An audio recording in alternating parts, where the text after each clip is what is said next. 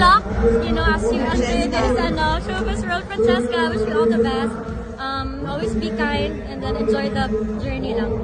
Yeah, I hope to see you soon. Catherine Bernardo binati at winelcome si Gayle Francesca sa showbiz world. Malugod na tinanggap ng kapamilya actress Catherine Bernardo si Gayle Francisca Rait, ang di umano'y anak ng yumaong rapper na si Frances Magalona na kilala rin bilang Frances M sa industriya ng showbiz. Naabutan ni na Julius at Christine Babaw si Catherine at sinabi sa kanya na siya ang super idol ni Gayle Francesca at gusto niya itong makilala. Sa isang video greeting sinabi ni Catherine na gusto niyang makilala siya kaagad. Sinabi rin niya sa kanya na laging maging mabait at i-enjoy na lang ang kanyang journey.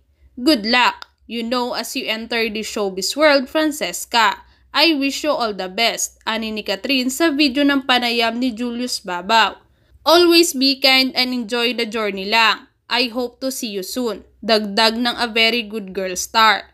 Agad namang nirepost ni Francesca ang video ng idolo.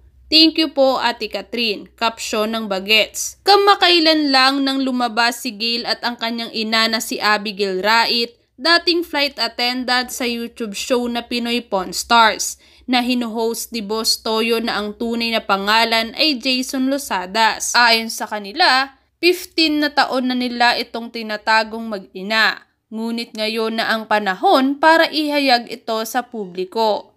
Tila hinarap nila ang mga batikos mula sa mga netizens, ngunit may ilan na lumapit sa kanilang pagtatanggol, lalo na bilang suporta kay Francesca, dahil itinuro ng mga netizens ang kanyang pagiging inosente.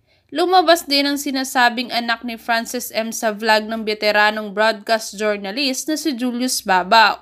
Sa isang punto, ipinahayag niya ang kanyang pagpayag na makilala ang iba pang mga anak ng kanyang ama at umaasa na tatanggapin siya bilang bahagi ng pamilya.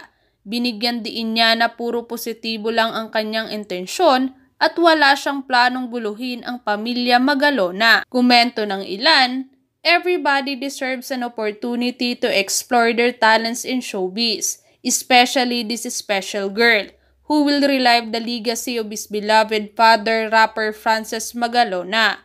She's every inch a true rapper likes her dad. Yung nanay hindi mo na nag-rate, maiba ako. Nagpo-focus sa mga tao sa bata kasi anak ni Frances M.